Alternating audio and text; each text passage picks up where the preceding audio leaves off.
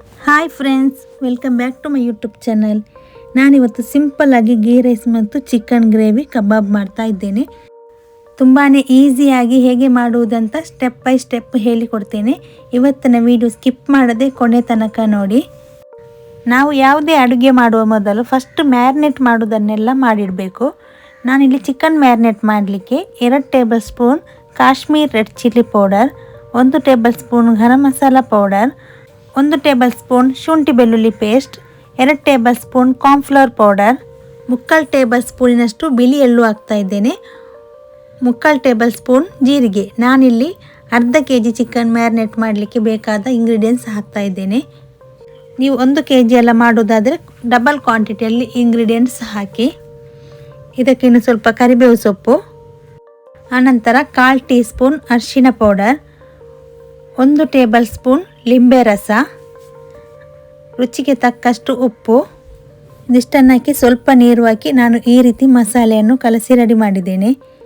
ನಾನು ತುಂಬ ಬಗೆಯ ಚಿಕನ್ ಕಬಾಬ್ ರೆಸಿಪಿ ಹಾಕಿದ್ದೇನೆ. ತುಂಬಾ ಈಸಿಯಾಗಿ ಮಾಡುವಂಥದ್ದು. ನೋಡಿಲ್ಲ ಅಂದರೆ ಒಮ್ಮೆ ಹೋಗಿ ಚೆಕ್ ಮಾಡಿ. ಈಗ ನೋಡಿ, ನಾನು ಚಿಕನ್ ಕ್ಲೀನ್ ಮಾಡಿ ರೆಡಿ ಮಾಡಿಟ್ಟಿದ್ದೇನೆ. ಇದರಲ್ಲಿ ಅರ್ಧ kg ಸ್ವಲ್ಪ ಜಾಸ್ತಿಯೇ ಇದೆ.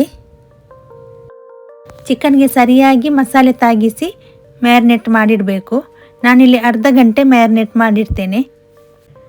ನಾವು ಯಾವಾಗಲೂ ಹಾಗೆ ಏನಾದರೂ ಮಾಡಲಿಕ್ಕಿದ್ರೆ ಫಸ್ಟಿಗೆ ನಾವು ಮ್ಯಾರಿನೇಟ್ ಮಾಡೋದನ್ನೆಲ್ಲ ರೆಡಿ ಮಾಡಿಡಬೇಕು. ಆಮೇಲೆ ಕಟ್ಟಿಂಗ್ ಮಾಡಲಿಕ್ಕೆ ಏನೆಲ್ಲ ಉಂಟು ಅದನ್ನೆಲ್ಲ ಕಟ್ಟಿಂಗ್ ಮಾಡಿಡಬೇಕು. ಆವಾಗ ನಮಗೆ ತುಂಬಾ ಈಸಿ ಆಗುತ್ತೆ. ಇನ್ನು ನಾನು ಇದನ್ನು ಮ್ಯಾರಿನೇಟ್ ಮಾಡಿಟ್ಟು ಎಲ್ಲ ಕಟ್ಟಿಂಗ್ ಮಾಡಿ ರೆಡಿ ಮಾಡ್ತೀನಿ. ಕಟ್ಟಿಂಗ್ ಮಾಡೋದು ತೋರಿಸ್ಬೇಕಂತಿಲ್ಲ, ಎಲ್ಲರಿಗೂ ಗೊತ್ತಿರುತ್ತೆ. ಈಗ ನೋಡಿ, ಕಟ್ಟಿಂಗ್ ಎಲ್ಲ ಆದ ನಂತರ ನಾನು ಇದಕ್ಕೆ ಮಸಾಲೆಗೆ ರೆಡಿ ಮಾಡ್ತಾ ಇದ್ದೇನೆ. 1/2 ಟೇಬಲ್ ಸ್ಪೂನ್ ಕೊತ್ತಂಬರಿ ಕಾಳು, 1 ಟೀ ಸ್ಪೂನ್ ಕಾಳು ಮೆಣಸು, 1/4 ಟೀ ಸ್ಪೂನ್ ಮೆಂತೆ, 1 ಟೇಬಲ್ ಸ್ಪೂನ್ ಸೋಂಪು, 1 ಟೀ ಸ್ಪೂನ್ ಜೀರಿಗೆ. ಇದಿಷ್ಟನ್ನು ಹಾಕಿ ಮೀಡಿಯಮ್ ಫ್ಲೇಮ್ನಲ್ಲಿಟ್ಟು ಹುರ್ಕೊಳ್ಬೇಕು. ಇನ್ನು ಯಾರೆಲ್ಲ ನನ್ನ ಚಾನಲ್ಗೆ ಸಬ್ಸ್ಕ್ರೈಬ್ ಮಾಡಿಲ್ಲ, ಈಗಲೇ ಹೋಗಿ ಸಬ್ಸ್ಕ್ರೈಬ್ ಮಾಡಿ. ಹಾಗೆಯೇ ಪಕ್ಕದಲ್ಲಿರುವ ಬೆಲ್ ಬಟನನ್ನು ಒತ್ತಿ. ನಾನು ಹೊಸ ರೆಸಿಪಿ ವೀಡಿಯೋಸ್ ಎಲ್ಲ ಹಾಕ್ತಾ ಇರ್ತೀನಿ. ಆವಾಗ ನಿಮಗೆ ಅದರ ಫಸ್ಟ್ ನೋಟಿಫಿಕೇಷನ್ ನಿಮಗೆ ಬರುತ್ತೆ. ನೋಡಿ, ಈ ರೀತಿ ಹುರ್ಕೊಂಡ್ರೆ ಸಾಕು. ನಾನು ಇದನ್ನು ಮಿಕ್ಸಿ ಜಾರಿಗೆ ಹಾಕ್ತೀನಿ. ನೀವು ಯಾವುದರಲ್ಲಿ ಗ್ರೈಂಡ್ ಮಾಡ್ತೀರಾ ಅದರಲ್ಲಿ ಗ್ರೈಂಡ್ ಮಾಡಿ. ಆನಂತರ 1 ಟೇಬಲ್ ಸ್ಪೂನ್ ಕೊಕೊನಟ್ ಆಯಿಲ್ ಹಾಕಿ ನಾನಿಲ್ಲಿ ಇದಕ್ಕೆ 8 ಬ್ಯಾಡಗಿ ಮೆಣಸು ಹಾಕಿದ್ದೇನೆ. ಇದನ್ನು ಸಹ ನಾನು ಮೀಡಿಯಮ್ ಫ್ಲೇಮ್ನಲ್ಲಿಟ್ಟು ಸ್ವಲ್ಪ ಹೊತ್ತು ಫ್ರೈ ಮಾಡ್ತೇನೆ. ಈ ರೀತಿ ಸ್ಟೆಪ್ ಬೈ ಸ್ಟೆಪ್ ಆಗಿ ನಾವು ಕೆಲಸ ಮಾಡಿದರೆ ಒಬ್ಬೊಬ್ಬರಿದ್ದಾಗಂತೂ ತುಂಬಾ ಈಸಿ ಆಗುತ್ತೆ. ನೋಡಿ, ಈ ರೀತಿ ಹುರ್ಕೊಂಡ್ರೆ ಸಾಕು. ಇನ್ನು ಇದನ್ನು ಸಹ ನಾನು ಅದೇ ಮಿಕ್ಸಿ ಜಾರಿಗೆ ಹಾಕ್ತೇನೆ. ಆನಂತರ ಅದೇ ಪ್ಯಾನಿಗೆ ನಾನಿಲ್ಲಿ 1 ಟೇಬಲ್ ಸ್ಪೂನ್ ಕೊಕೊನಟ್ ಆಯಿಲ್ ಹಾಕಿ ನಾನಿಲ್ಲಿ 1 kg ಚಿಕನ್ ಗ್ರೇವಿ ಮಾಡೋದ್ರಿಂದ ನಾನಿಲ್ಲಿ ಇದಕ್ಕೆ 1 ಕಪ್ಪು ತೆಂಗಿನ ತುರಿ ಹಾಕ್ತಾ ಇದ್ದೇನೆ. ಸ್ವಲ್ಪ ಕರಿಬೇವು ಸೊಪ್ಪು, 1/4 ಟೀ ಸ್ಪೂನ್ ಅರಿಶಿನ ಪೌಡರ್. ಮೀಡಿಯಮ್ ಫ್ಲೇಮ್ನಲ್ಲಿಟ್ಟು ನಾನು ಇದನ್ನು 1 ನಿಮಿಷ ಫ್ರೈ ಮಾಡಿ ತೆಗಿತೇನೆ. ಇದೇ ರೀತಿ ನೀವು ಮನೆಗೆ ಯಾರಾದರೂ ಗೆಸ್ಟ್ ಬಂದರೆ, ಏನಾದರೂ ಫಂಕ್ಷನ್ ಇದ್ದರೆ ಸಿಂಪಲ್ಲಾಗಿ ಮಾಡಬೇಕಾದ್ರೆ ಈ ರೀತಿ ನೀವು ಮಾಡ್ಬೋದು. ಹಾಗೂ ತುಂಬಾ ಈಸಿಯಾಗಿ ನಾವು ಮಾಡ್ಬೋದು. ಇಷ್ಟು ಫ್ರೈ ಆದರೆ ಸಾಕು. ಇನ್ನು ಇದನ್ನು ಸಹ ಅದೇ ಮಿಕ್ಸಿ ಜಾರಿಗೆ ಹಾಕಿ 1 ಗ್ಲಾಸ್ ನೀರು ಹಾಕಿ ನೈಸಾಗಿ ಗ್ರೈಂಡ್ ಮಾಡಿ ರೆಡಿ ಮಾಡ್ತೇನೆ. ಆನಂತರ ನಾನು ಚಿಕನ್ ಗ್ರೇವಿ ಮಾಡಲಿಕ್ಕೆ ಮಣ್ಣಿನ ಪಾತ್ರೆಯನ್ನು ಯೂಸ್ ಮಾಡ್ತಾ ಇದ್ದೇನೆ. ಅದಕ್ಕೆ 2 ಟೇಬಲ್ ಸ್ಪೂನ್ ಕೊಕೊನಟ್ ಆಯಿಲ್ ಹಾಕಿ ನಾನಿಲ್ಲಿ 3 ಆನಿಯನನ್ನು ಈ ರೀತಿ ಕಟ್ ಮಾಡಿ ಹಾಕಿದ್ದೇನೆ. ಸ್ವಲ್ಪ ಕರಿಬೇವು ಸೊಪ್ಪು. ಇನ್ನು ಇದು ಸ್ವಲ್ಪ ಕಲರ್ ಚೇಂಜ್ ಆಗುವವರೆಗೂ ಫ್ರೈ ಮಾಡಬೇಕು. ಚಿಕನ್ ಈ ರೀತಿ ಫ್ರೈ ಆಗ್ತಾ ಬರುವಾಗ ನಾನಿಲ್ಲಿ ಇದಕ್ಕೆ 3 ಟೊಮೆಟೊ, 2 ಹಸಿಮೆಣಸಿನಕಾಯಿ, ಸ್ವಲ್ಪ ಶುಂಠಿ, 1 ಬೆಳ್ಳುಳ್ಳಿ ಇದಿಷ್ಟನ್ನು ಕಟ್ ಮಾಡಿ ಹಾಕಿ ಸ್ವಲ್ಪ ಫ್ರೈ ಮಾಡ್ತೀನಿ. ಟೊಮೆಟೊ ಮೆತ್ತಗೆ ಆಗುವವರೆಗೂ ಫ್ರೈ ಮಾಡಬೇಕು. ಸಿಂಪಲ್ಲಾಗಿ ಡಿನ್ನರ್ ರೆಡಿ ಹೇಗೆ ಮಾಡೋದಂತ ಹೇಳ್ತಾ ಇದ್ದೀನಿ. ಜಾಸ್ತಿ ಏನು ಇಂಗ್ರೀಡಿಯೆಂಟ್ಸ್ ಎಲ್ಲ ಹಾಕಿ ಮಾಡ್ತಾ ಇಲ್ಲ. ಇದೇ ರೀತಿ ನೀವು ಮನೇಲಿ ಟ್ರೈ ಮಾಡಿ. ಯಾರಾದರೂ ಗೆಸ್ಟ್ ಬಂದರೆ ಅಥವಾ ಏನಾದರೂ ಫಂಕ್ಷನ್ ಏನಾದರೂ ಇದ್ದರೆ ಸಿಂಪಲ್ಲಾಗಿ ಮಾಡಬೇಕಾದ್ರೆ ಈ ರೀತಿ ರೆಡಿ ಮಾಡ್ಬೋದು. ತುಂಬಾ ಟೇಸ್ಟ್ ಆಗಿರುತ್ತೆ. ನೀವು ಇದೇ ರೀತಿ ಮನೇಲಿ ಟ್ರೈ ಮಾಡಿ. ಹೇಗೆ ಆಯಿತು ಅಂತ ನನಗೆ ಕಮೆಂಟ್ ಮೂಲಕ ತಿಳಿಸಿ. ಟೊಮೆಟೊ ಮೆತ್ತಗಾಗಿ ಫ್ರೈ ಆಗ್ತಾ ಬರುವಾಗ 1 table spoon chicken masala powder, ಅರ್ಧ table spoon garam masala powder, ಅರ್ಧ ಟೀ ಸ್ಪೂನ್ ಅರಿಶಿನ ಪೌಡರ್ ಇದಿಷ್ಟನ್ನು ಹಾಕಿ ಸ್ವಲ್ಪ ಹೊತ್ತು ಫ್ರೈ ಮಾಡ್ತಾ ಇದ್ದೇನೆ. ಈಗ ಇದಕ್ಕೆ ಕ್ಲೀನ್ ಮಾಡಿಟ್ಟಿರೋ ಚಿಕನ್ ಹಾಕ್ತಾ ಇದ್ದೇನೆ. ಇದರಲ್ಲಿ 1 kg ಚಿಕನ್ ಇದೆ. ಆನಂತರ ರುಚಿಗೆ ತಕ್ಕಷ್ಟು ಉಪ್ಪು ಹಾಕಬೇಕು.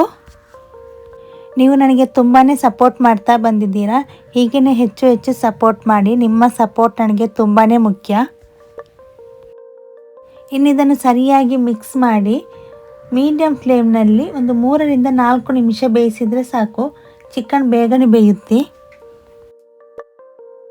ಚಿಕನ್ ಬೇಯಲಿಕ್ಕಿಟ್ಟು ನಾನಿಲ್ಲಿ ಗೀ ರೈಸ್ ರೆಡಿ ಮಾಡ್ತಾ ಇದ್ದೇನೆ.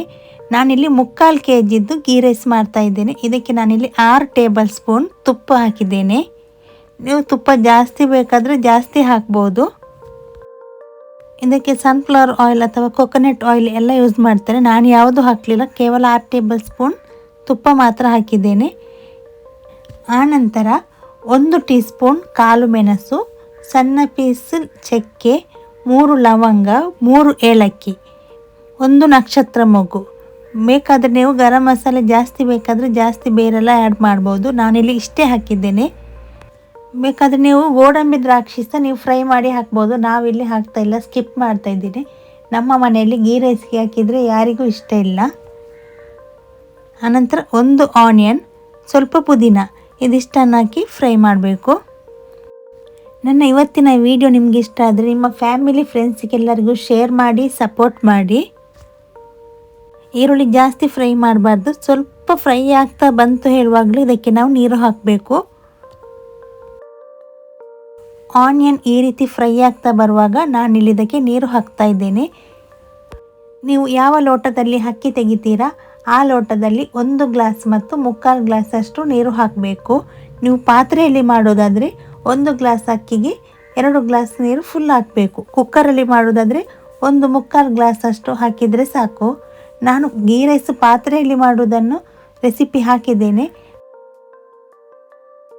ರುಚಿಗೆ ತಕ್ಕಷ್ಟು ಉಪ್ಪು. ಇನ್ನು ಇದು ನೀರು ಚೆನ್ನಾಗಿ ಕುದಿ ಬರಬೇಕು. ಆ ನಂತರ ರೈಸ್ ಹಾಕಬೇಕು.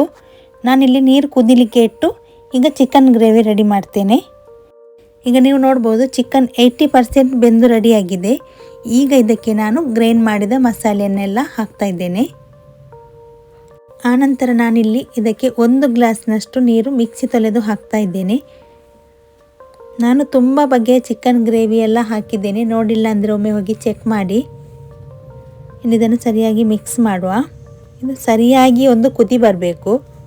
ನಿಮಗೆ ಇನ್ನೂ ಸಹ ಖಾರ ಜಾಸ್ತಿ ಇಷ್ಟಪಡುವವರಾದರೆ ನೀವು ಗ್ರೈಂಡ್ ಮಾಡುವಾಗ ಬ್ಯಾಡಗಿ ಮೆಣಸು ಸ್ವಲ್ಪ ಜಾಸ್ತಿ ಹಾಕಿದರೆ ಇತ್ತು. ಇದು ಕುದಿ ಬರಲಿಕ್ಕೆ ಆಗ್ತಾ ಬರುವಾಗ ಇದಕ್ಕೆ ನಾನು 1 ಟೇಬಲ್ ಸ್ಪೂನ್ ಲಿಂಬೆ ರಸ ಆ್ಯಡ್ ಮಾಡ್ತಾ ಇದ್ದೇನೆ. ಇನ್ನು ಇದು ಸರಿಯಾಗಿ ಒಂದು ಕುದಿ ಬರಲಿ. ಇದು ಕುದಿ ಬರಲಿಕ್ಕೆ ಇಟ್ಟಾಗ ಆ ಸೈಡಲ್ಲಿ ನಮ್ಮದು ಗೀ ರೈಸಿಂದು ನೀರು ಚೆನ್ನಾಗಿ ಕುದಿ ಬಂದಿದೆ ನೋಡಿ. ನೀರು ಕುದಿ ಬರಲಿಕ್ಕೆ ಆಗುವಾಗ ನಾವಿಲ್ಲಿ ಅಕ್ಕಿ ತೊಳೆದು ರೆಡಿ ಮಾಡಿರಬೇಕು. ನಾನಿಲ್ಲಿ ಇದಕ್ಕೆ 3/4 kg ಜೀರಾ ರೈಸ್ ತಗೊಂಡಿದ್ದೇನೆ. ಈ ರೀತಿ ಸರಿಯಾಗಿ ಮಿಕ್ಸ್ ಮಾಡಿ ಕುಕ್ಕರ್ ಲಿಡ್ ಕ್ಲೋಸ್ ಮಾಡಿ 1 ವಿಸಿಲ್ ಬಂದರೆ ಸಾಕು. ರೈಸಿಗಿಟ್ಟು ಇಲ್ಲಿ ನೋಡುವಾಗ ಸಾರು ಚೆನ್ನಾಗಿ ಕುದಿ ಬಂದಿರುತ್ತೆ ನೋಡಿ. ಪರ್ಫೆಕ್ಟಾಗಿ ನಮ್ಮ ಚಿಕನ್ ಸಾರು ರೆಡಿಯಾಗಿದೆ.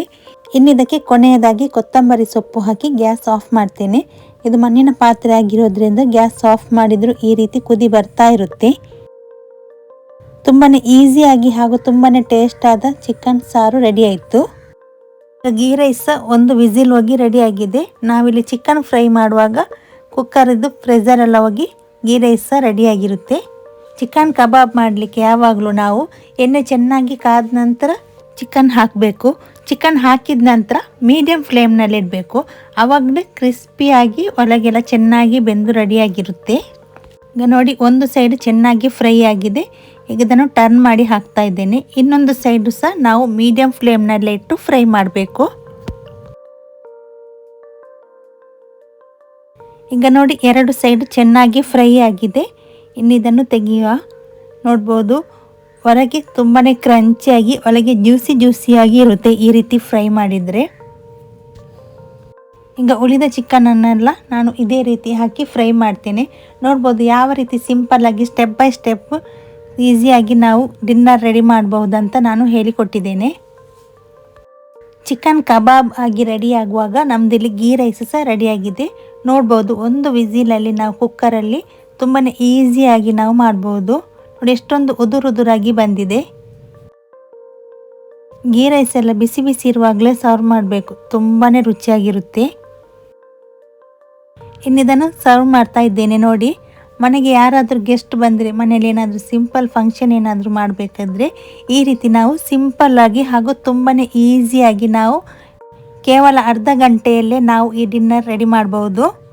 ನನ್ನ ಇವತ್ತಿನ ಚಿಕನ್ ಗ್ರೇವಿ ಮತ್ತು ಗೀ ರೈಸ್ ಕಬಾಬ್ ನಿಮಗೆ ಇಷ್ಟ ಆದರೆ ಪ್ಲೀಸ್ ಲೈಕ್ ಮಾಡಿ, ಶೇರ್ ಮಾಡಿ, ಕಮೆಂಟ್ ಮಾಡಿ. ಇನ್ನು ಮುಂದಿನ ಹೊಸ ರೆಸಿಪಿಯೊಂದಿಗೆ ಸಿಗ್ತೇನೆ.